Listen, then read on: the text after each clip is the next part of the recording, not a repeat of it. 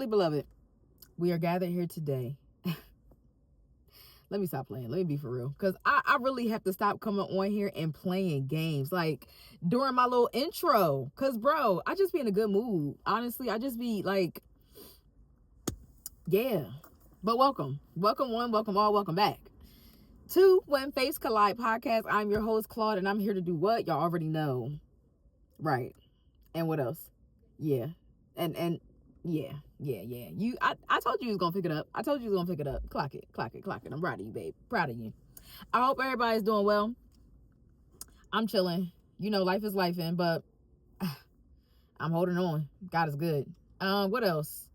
I picked my classes today for summer and for fall. When I met with my coach, she was like, oh, so like graduation looks like 2028. I said, no, ma'am. It's not gonna be that.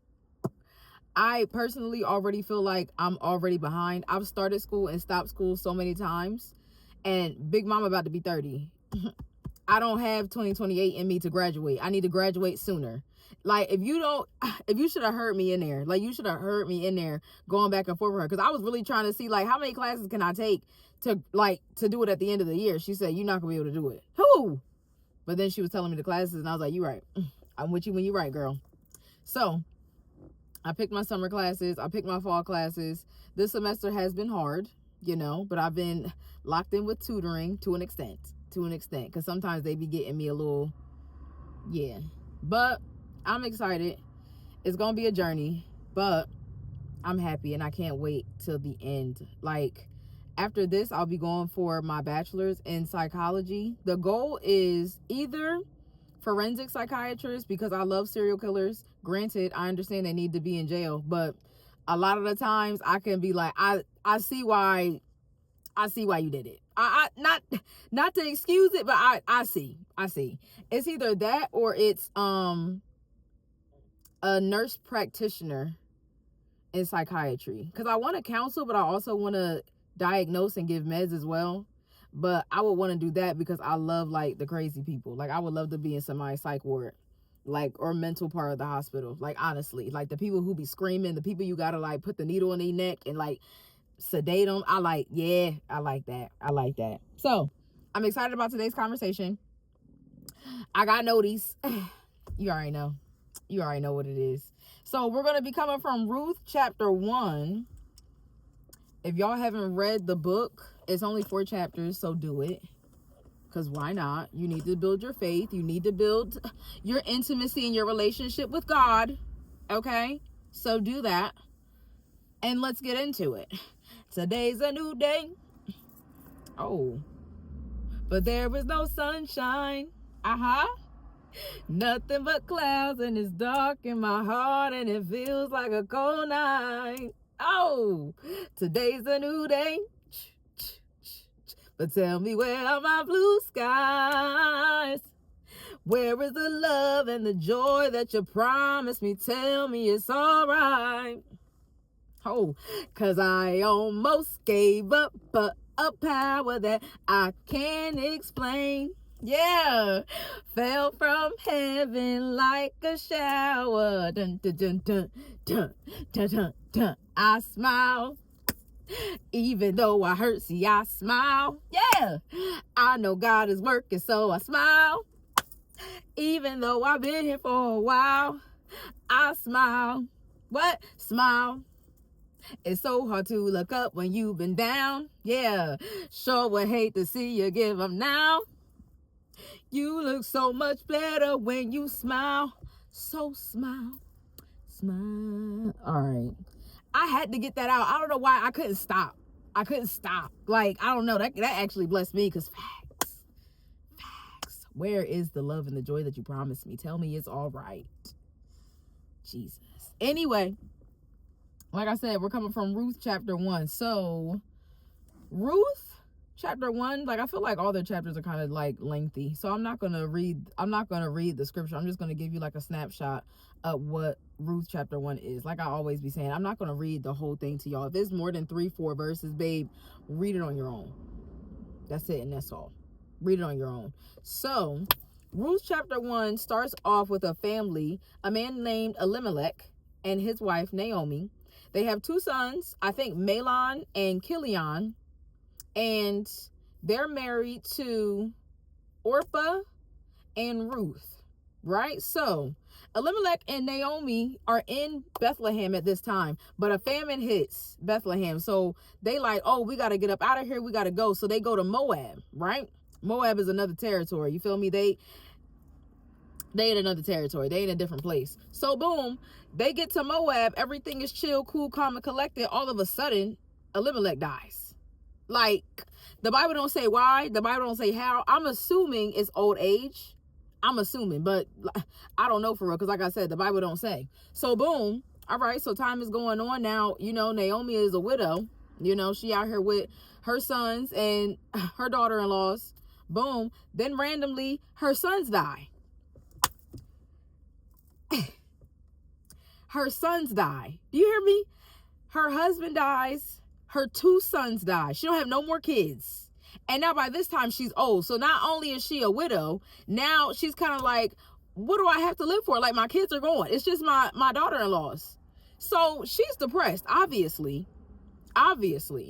So Naomi and her daughter-in-laws, you know, are just out here living, you know, not living their life like it's golden, but you know, they just making it. And Naomi hears through the grapevine that Bethlehem has been restored. So they're not in a famine anymore. So she's like, all right, well, you know, I don't really know nothing about Moab. I came out here because my man wanted to come out here, because, you know, my man, he's the leader of this household. So wherever he wanted us to go, I was going to go. Submission. So Naomi's like, all right, fam, so I'm going to go. I'm going back to Bethlehem. And she tells her daughter-in-laws, like, you know, don't even worry about me. Like, we're going to go our separate ways. Like, I love you. Like, thank you for being here with me. Like, I'm sorry. Like, you know, like, I'm sorry that your husbands have passed away. My sons have passed away. You know, go back to Moab and go serve your gods. And, like, go and live with your people. Now, right there, the go back and serve your gods, I don't think she was trying to be, like, shady towards God. I think she was trying to be more supportive, because the Moabites did not serve God. Like, they did. They had their own separate God. So I think she was trying to be supportive, because it's like, I don't want you to come into a land that you're not comfortable with. You don't know, you know, like, you're used to how you guys are in your culture and in your time and in your area. So just go back to what's familiar to you, and I'm gonna go back to what's familiar to me. So one of her daughter-in-laws, Orpah don't even put up no fight, child. She like, all right. She like, all right, girl. Like, listen, you said go, I'm going, because I want to go back home anyway. I was only out here, you know, because my man was out here. Again, my man wanted to be out here. So submission to my man. Thank you to my man. So Orpah dips. She's like, I'm going back. I'm going back to Moab. Ruth, though, stays with Naomi. She's like, listen. She's like, I'm not going to leave you. Don't ask me to do that. Like, I'm not going to leave you. Like, be for real.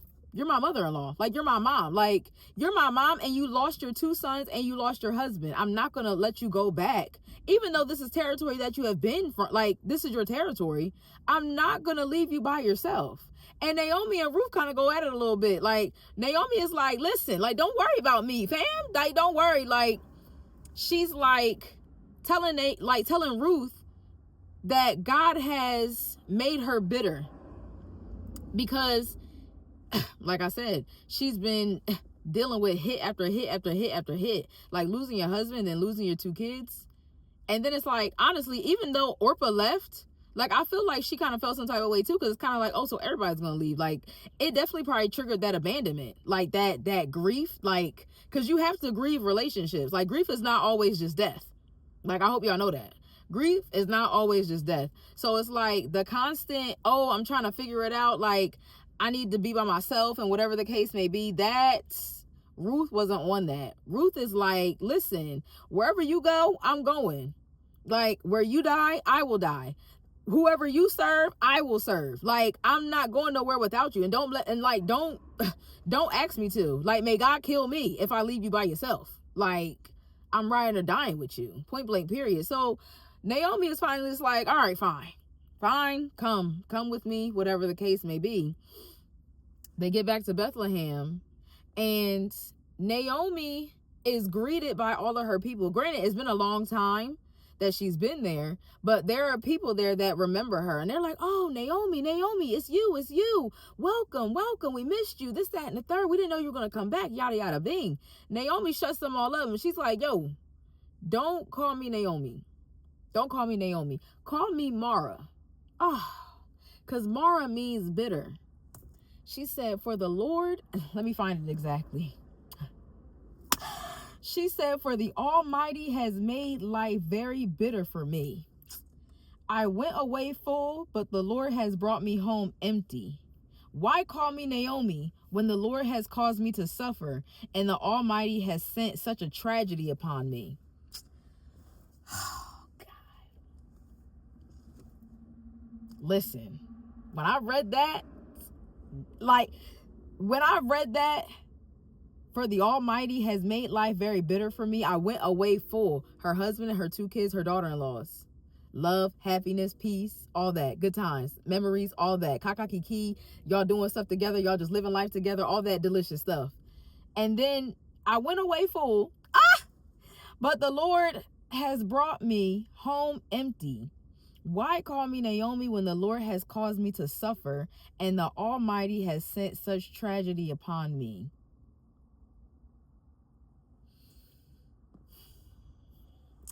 That there,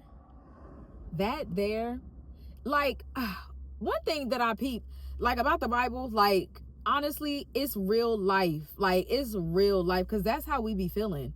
Like, she's blaming God, literally. She's blaming God for where she is and the things that have happened into her life. Like, the Almighty has made me suffer. Like, literally, this is his fault. Like, he took my husband, he took my sons. Like, and now I'm depressed and I'm bitter because I don't have anything. Like, I'm coming back to my homeland without my family. Like, I left full and I'm returning empty. I don't have anybody here. Like, nobody here. I mean, but she has Ruth. She has her daughter-in-law. But it's like, Ruth came along. Like, she was only around because of the son.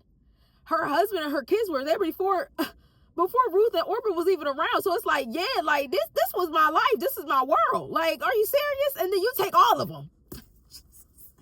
I said mighty God, because I said facts, bro. That's how we be feeling. And I want you to understand, like, really quick, you do not have to pretend with God. Like, you don't have to, like, try to, like, sugarcoat how you feel. One, because he's the all-knowing God. He know how you feel anyway. But he's not afraid of our emotions. Like, I don't know if we know that, but he's not, like, he made our emotions. So why would he be afraid of them? Like, if you read the Bible, you can see his emotions throughout the text. Like, from chapter to chapter, from book to book, from verse to verse. Like, he's not like a being that don't have no feelings. Because how will we have feelings if we're made in his image? You know? Like, that's the thing that I don't get. Like, the fact that she was angry with him and she held on to that bitterness. Like, I think, to be honest, I feel like if Ruth didn't go with her, like, I don't want to say she would have been, you know, like a little, I don't know if I can even say that word on camera, but, you know, like, you know what I'm saying? I don't know if she was going to do that. I don't know. But either that or she was just going to stay. Like, I could imagine her just staying in, like, a place, like, going wherever it is, finding housing, and literally just dying of depression and, like, of a broken heart. Because, like I said, she's older now. She's not going to be able to go out here in these fields and collect grain and work and all this extra stuff. She's old. Like, she doesn't have the strength to do that at all. So it's like, I really do feel like she would have just went back home. She would have went back to Bethlehem and she would have just let it rock out. Like, and that's so sad to think. Because it's like, I resonate with that. Ooh, don't cry. I resonate with that because there have been so many things that I've gone through in life, and it's like, not all the time, but sometimes it's back to back. And I'm just like, man, like, I'm like, Jesus, can I get a break? Can I get a break? Like, honestly, can I just breathe for just a second before something else happens? Because it's like, honestly, I don't have the capacity. I don't have the capacity for what you're doing. Like, I don't have it. And it's like, when she tells, like, even when she tells Ruth and Orpah to go back, like, she was trying to put herself into isolation. I resonate with that. And I feel like a lot of people could too. Because it's like, imagine the perspective between Ruth, Orpah, and Naomi. Naomi is serving God, the real God, the only God. Okay, big G. The only true living God is who Naomi is serving. Ruth and Orpah are serving some other God. I feel like Shamash or something like that. I think it is, yeah, Shamash or Chemosh, whatever. They're serving that God. And could you imagine the perspective of them being alive and well? Granted, they lost their husbands, and they're serving their gods, and their God, like, over in their land, like, they're flourishing, everything is okay. You are serving another God. And not only were you hit with a famine in your hometown and you had to leave, but also your husband dies and your 2 sons die, and now you're here by yourself, depressed and lonely. And they probably looking like, and your God is good? You see, that's how the enemy be getting. That's how the enemy be getting you. Now, I'm not saying that's what they said, but I feel like they was. I feel like they was kind of like, you serving who? And this is what he did to you? This is how he rolled? That's probably why Orpah dipped. That's probably why Orpah dipped. She was like, oh, I'm not about to serve whoever it is that you're talking about, because he out here snatching souls left and right. And I don't have the time.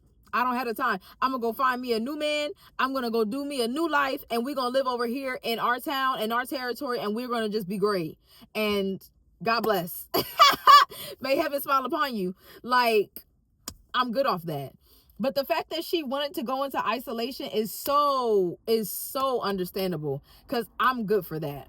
If it's too much pressure, if it's too much going on, I'm definitely isolating. I'm definitely backing up, which isn't good all the time. Like, granted, God sometimes puts us in isolation so we can focus on him and be more intimate and build our relationship with him. And then sometimes it's self-induced isolation. Like, you just don't want to deal with anybody, like, at all. Like, you don't want to say anything, because it's like, for me, it's like, why talk about it when you can't do anything for me? And it's like, oh, like, well, we can pray for you and we can do this and this, that, and the third. And it's like, I can pray for myself. That's how I be thinking. Like, I'm just now starting to get to a place, and it, like, just now, because I still haven't really said much. Like, I'm just now starting to get to a place where I'm starting to feel a little bit more comfortable with community. I'm not that comfortable. I'm gonna be real with you. Like, I still keep a lot of things to myself, because honestly, I feel like if I really were to sit down and tell somebody what I was really thinking and what I was really feeling, they'll be like, yeah, she needs to be put away. That's what they gonna think, fam. And I'm gonna be like, wow, see, I try to be honest with you, I try to be real, but you wanna put me away. You see, this is why I can't say nothing to you. That's why I gotta just talk to God about it. But I understand that as well, because it's like, sometimes it's difficult to talk to God because you want somebody to respond right then and there. Like, if I'm asking you, why did you do this? I want to answer now. Rápido. Like, now. And God doesn't operate like that. And that's what be getting me. That's what be getting me. God don't operate like that. Like, he didn't even give Naomi an explanation on why he allowed her husband and her 2 sons to pass away. It just happened.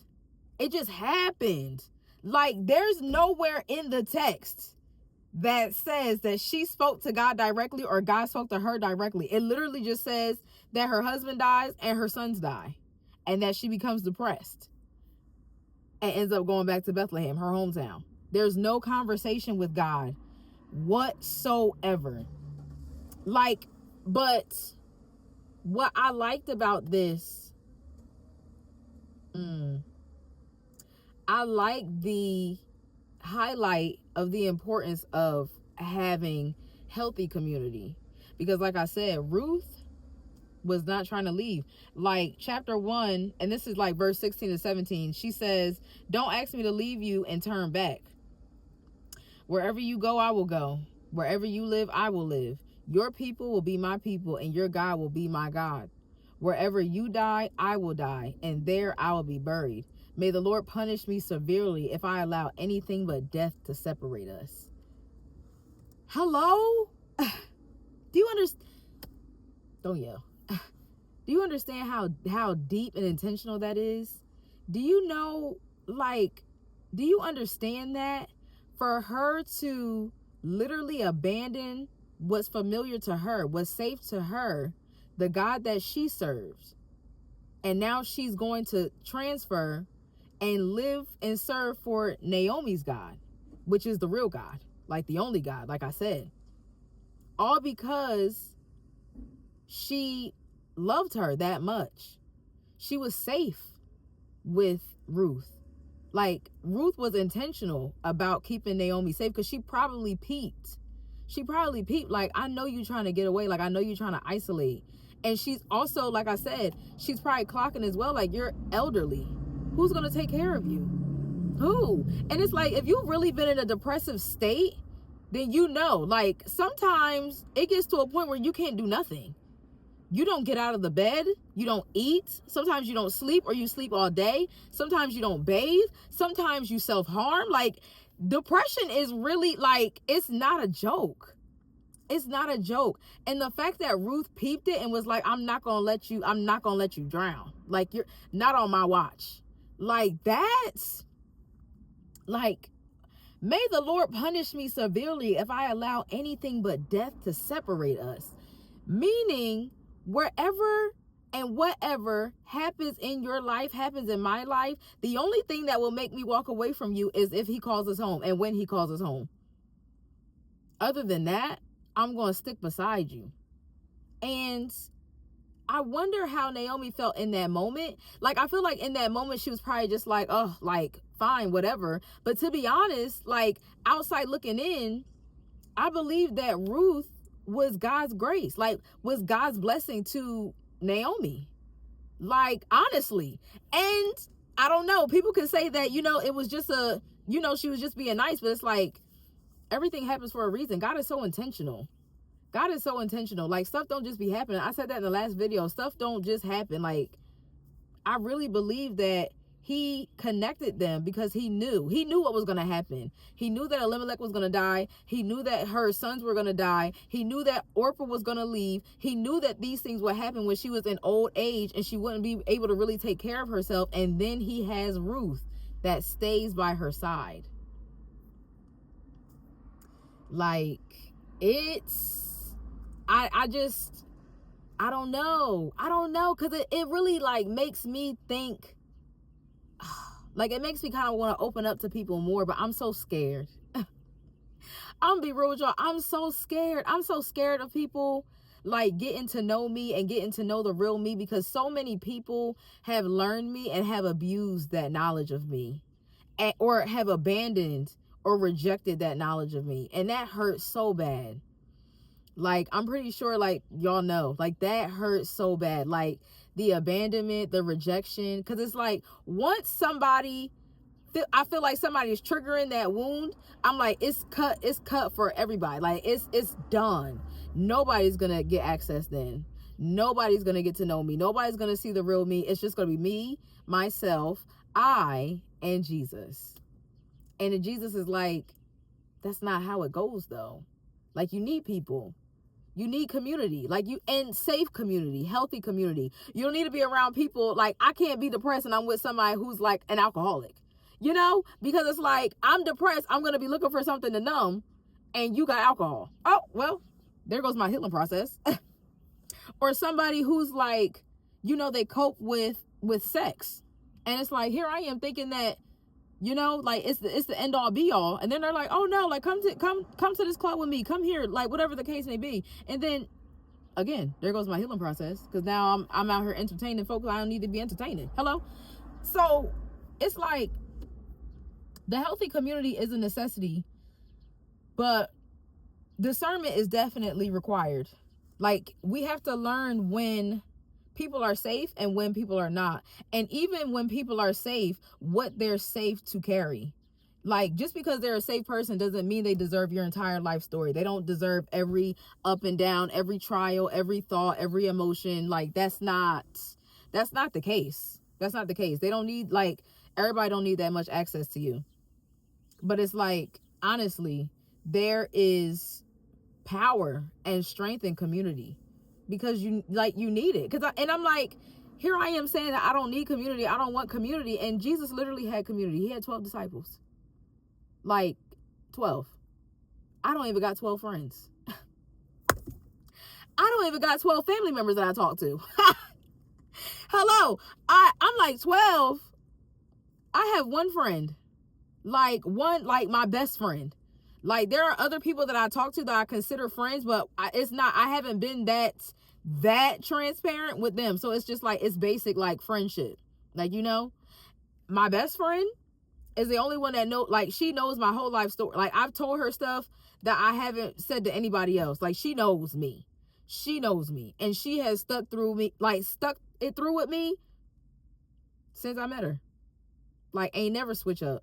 Like, that's my rollie. Like, she ain't going nowhere. I'm not going nowhere. She ain't going nowhere. Point blank, period. Like, it's just, that's my girl.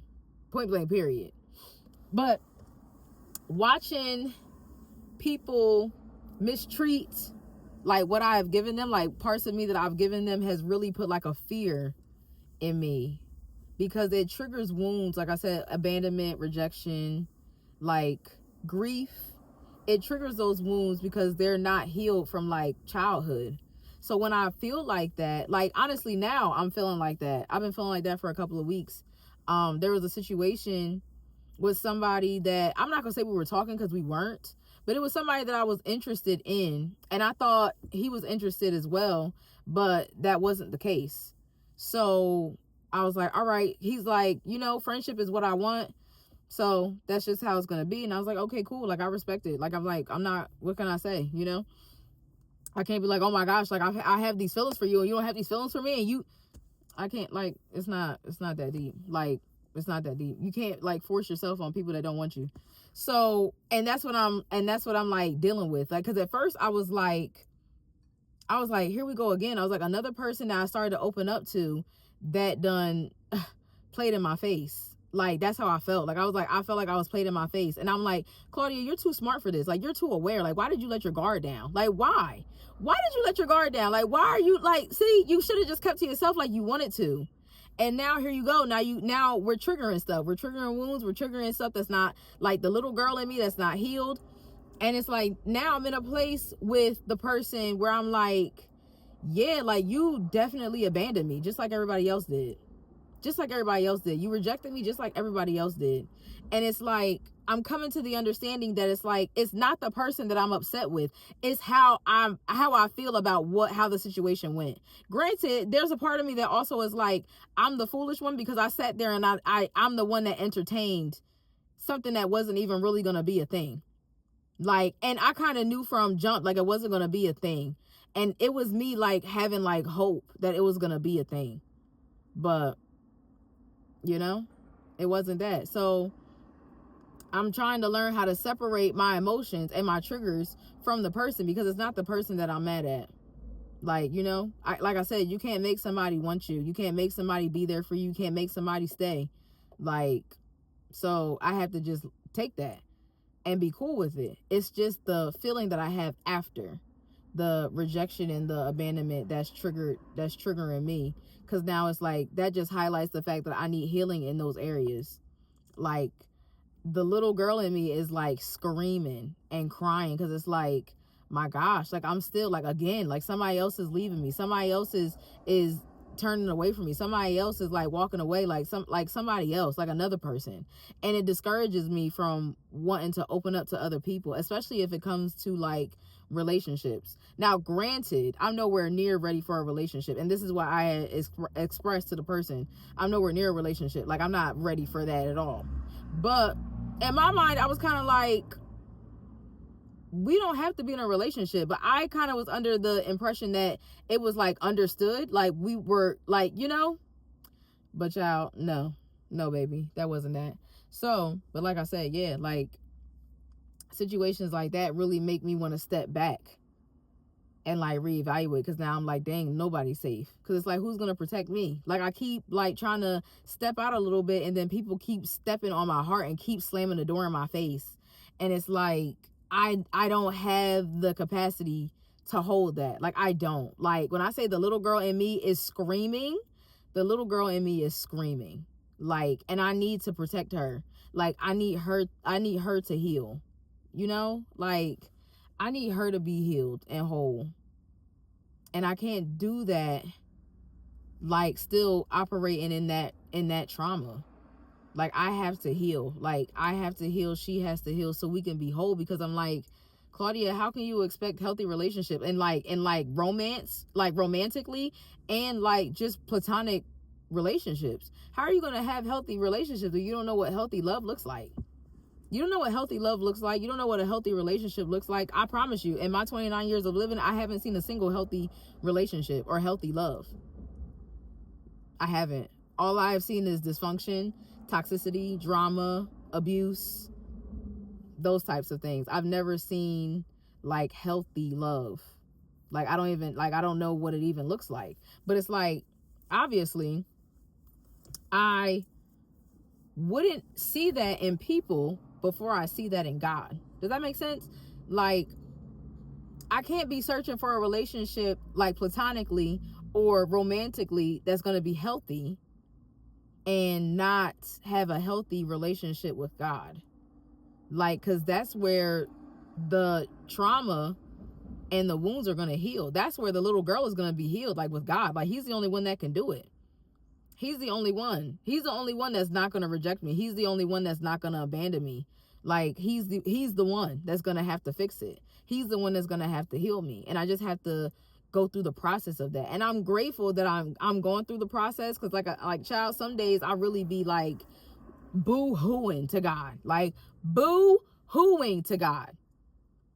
And it's like, in the moment, it's tough. Like, it's tough. But then it's like, once I get out of that like crying phase and I'm kind of like calming down, it's a weight that comes off of me. Because it's like, okay, like, we're getting through this. We're getting through this. We're getting through this. And I can't put a timer on healing, because I used to do that all the time. I'm like, all right, well, you know, we need to be over this by this time. We need to be over this person by this time. We need to be over that situation by this time. And it's like, that's not realistic. Like, healing, I don't believe healing has like an expiration date. Like, I don't feel like it has like an end date. Like, I feel like healing ends when healing ends. And whenever that is, it could be 6 months, it could be a year, it could be 2 years. But it's like, as long as you're making the progression, like as long as you're progressing towards healing, it's a win.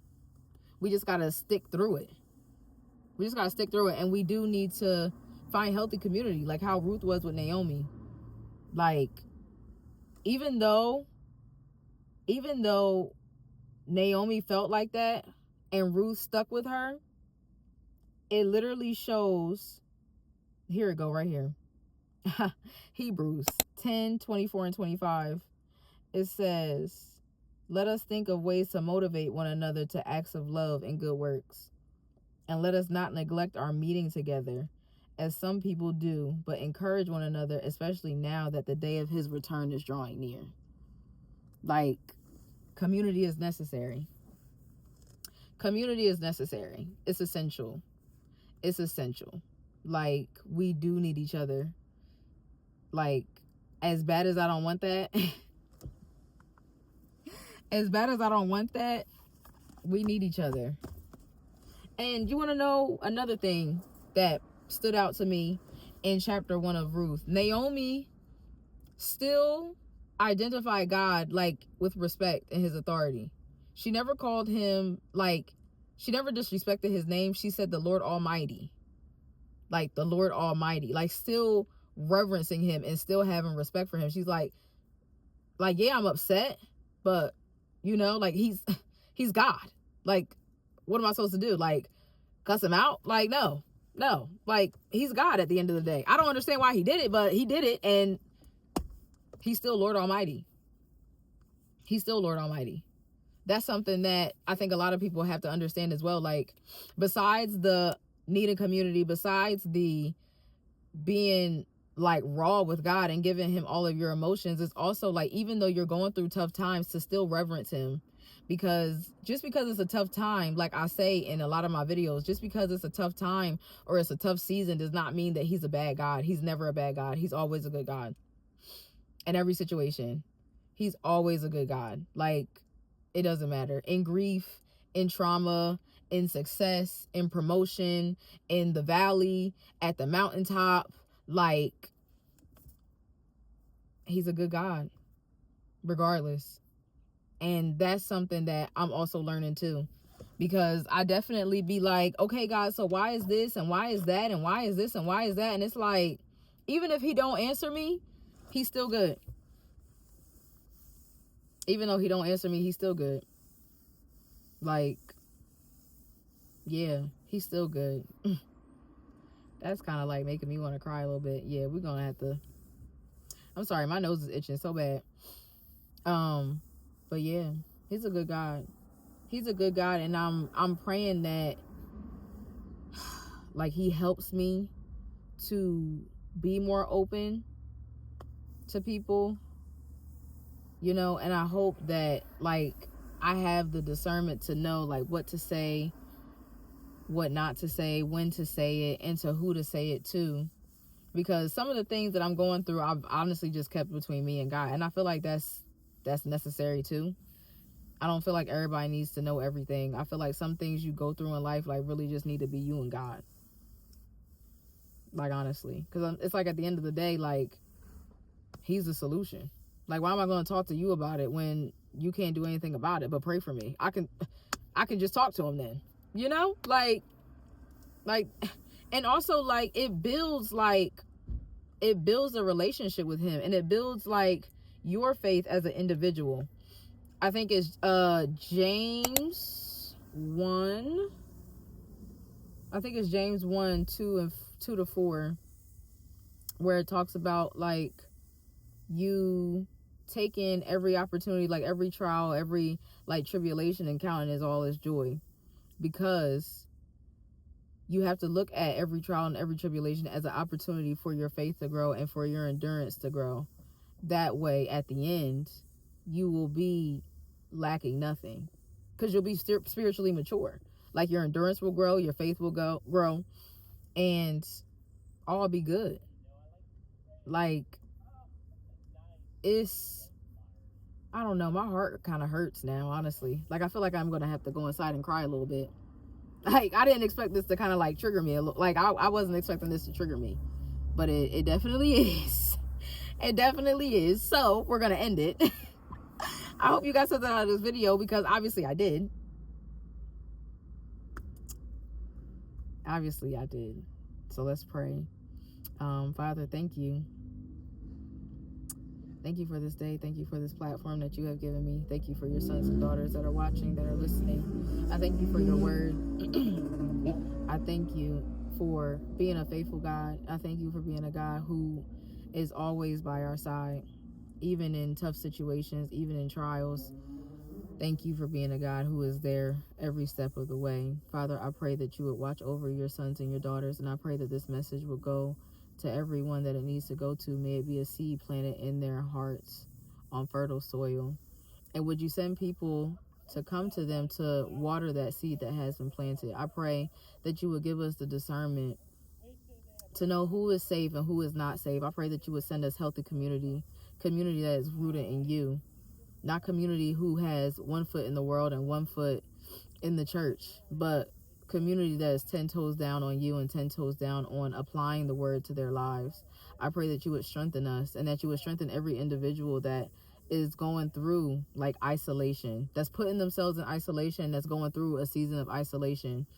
I pray that you would strengthen us, and that you would keep our minds, that you would keep our hearts, that you would keep our spirits, and that you would help us not to fall into depression. Help us not to stay in fear and stay in isolation and stay in loneliness, but to come to you and to come to safe community. Oh, man. We need support. We need support. And I pray that we will also begin to seek after you as well. May we not dwell so much and lean so much on community that we forget who the real source is, who the real healer is, who the safest community is, which is you.